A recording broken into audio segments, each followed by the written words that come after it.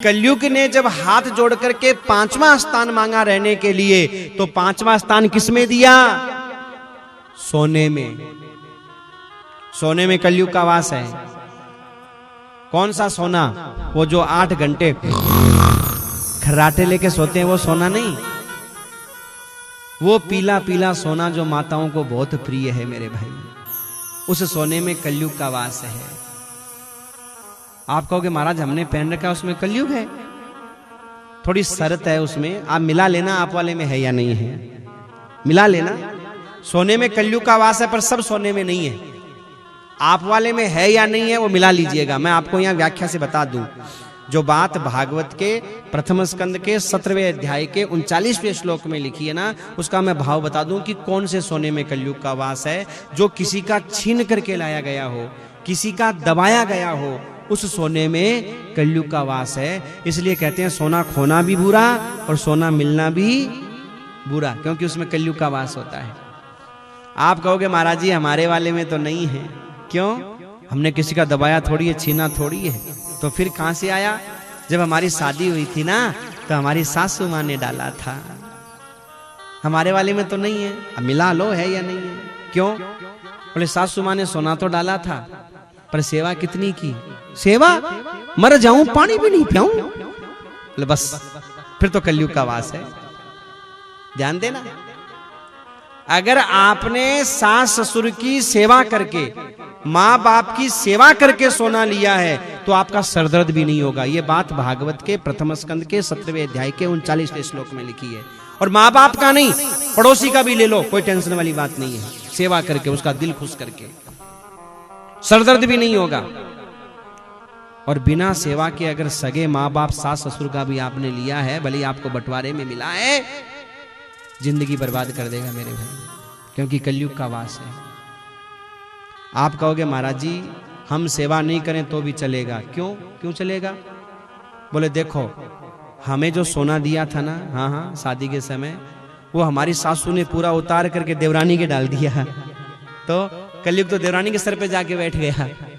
अब देवरानी जाने और सासू जाने, करो सेवा, हम तो फ्री। हम नहीं करें तो भी चलेगा? नहीं चलेगा। क्यों?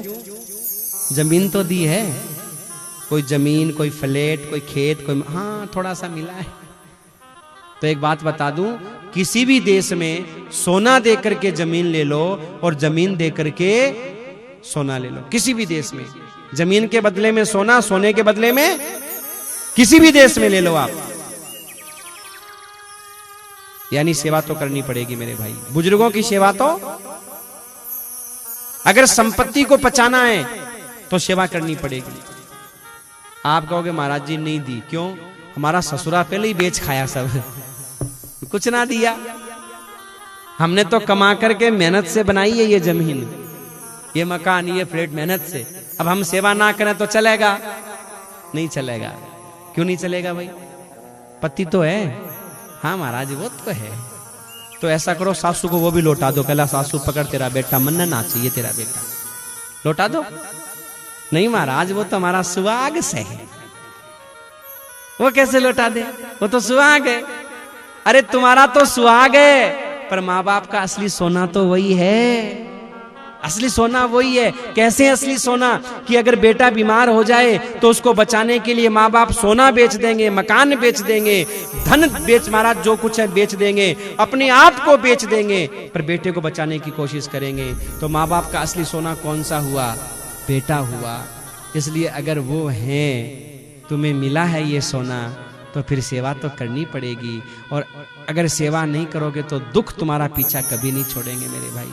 ध्यान देना, अगर माँ बाप सास ससुर बड़े कुछ गलत बोलते हैं ना मुंह से, तो तुम्हारा कुछ नहीं बिगड़ता। क्या होता है जानते हो?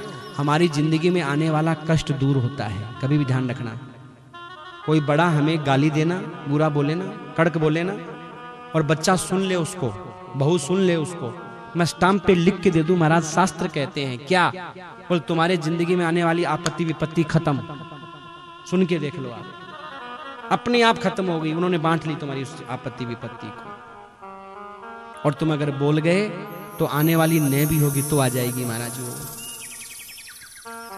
इसलिए सेवा बुजुर्गों की करनी चाहिए, ये श्लोक हमें शिक्षा देता है।